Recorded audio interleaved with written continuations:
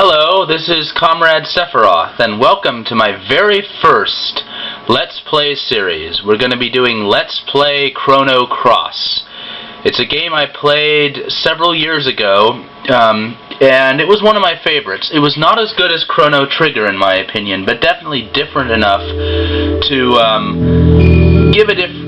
put some excitement and variety into the game playing. Now, during this playthrough, there's a couple things I want to let you know.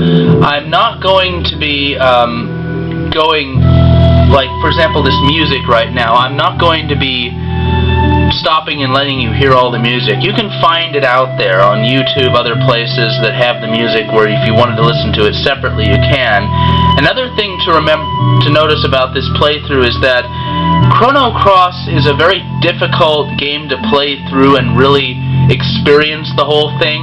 There are a lot of different side quests and various events where, depending on who you talk to, in what order, and when, and what you say, the pathline, the storyline of the game will vary considerably, and there's all sorts of side events outside the main storyline where the final outcome of what ends up happening in the long run will be different depending on what you say. So I'm not going to have time to explore everything or even almost everything in the game. That would take several times playing all the way through.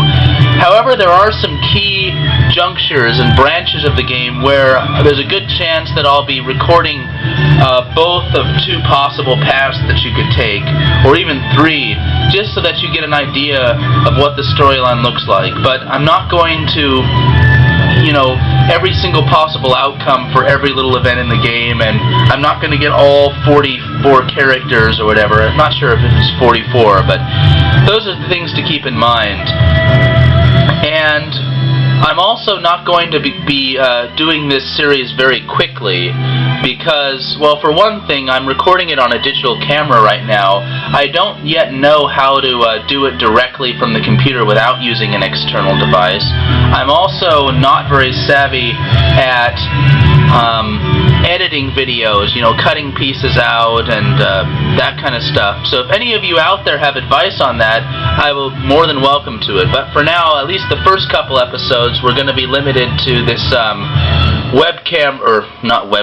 digital camera display, which seems to be creating a funky lines across the image. So I'm sorry about that, but it's the best I can do for the first couple episodes until I find a better solution. Anyway, so we will start now.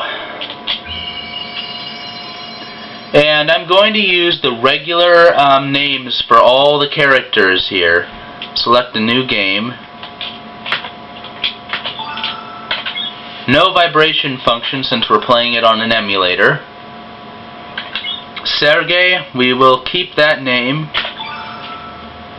It's either pronounced Serge or Sergey. I'm going to say Sergey since that's the way it's pronounced in Russian and such, but either way is correct. It's just I'm doing it my way, and so be it. And also another thing, please do not post any spoilers in the comments section.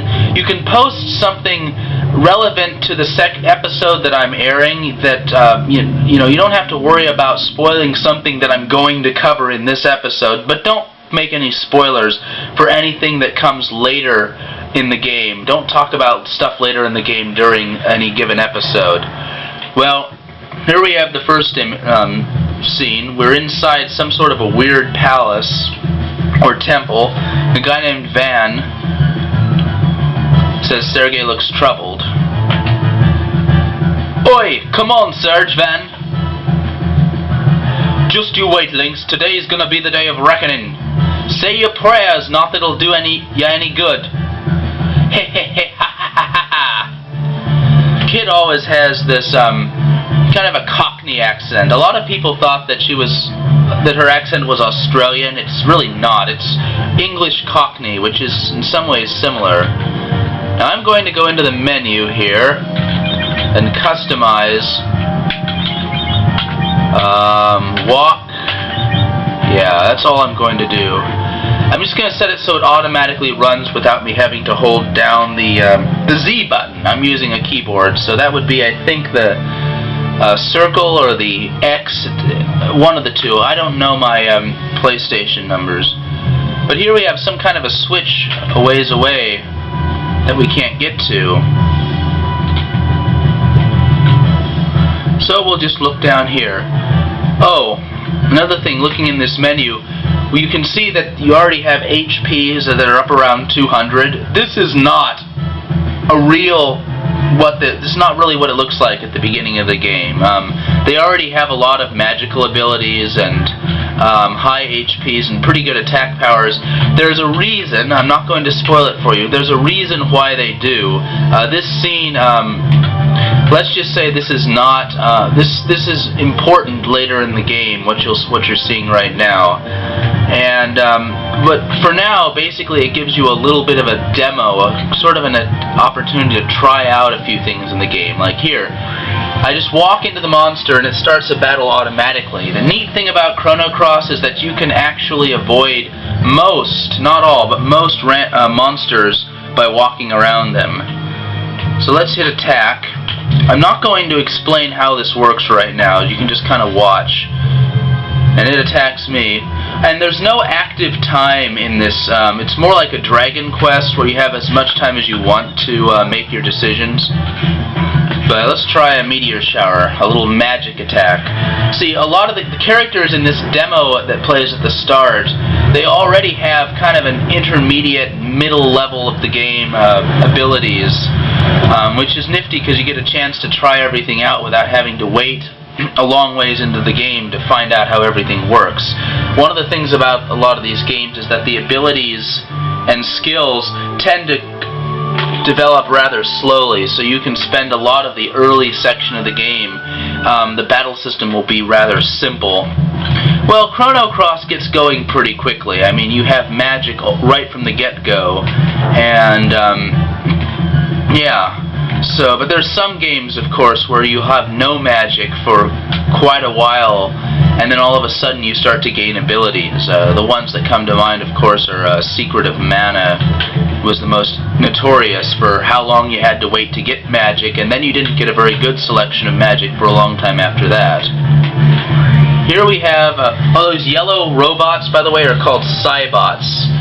So, here we have another monster called the Alpha Bat. And we're going to attack it, and this should go down real easily.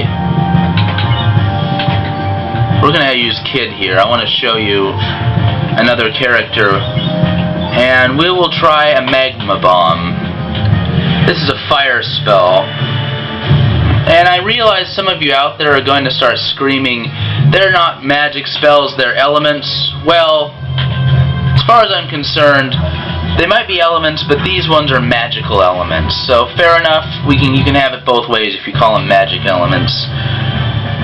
Anyway, so we finish this battle and we get this little victory theme called Spring's Gift is what it's called. And there's another version of it. I'm not going to spoil it, but there's another version. And again, those newcomers who don't know all the stuff that I'm doing with every time I hit a button, don't worry about it. I'll explain everything later on.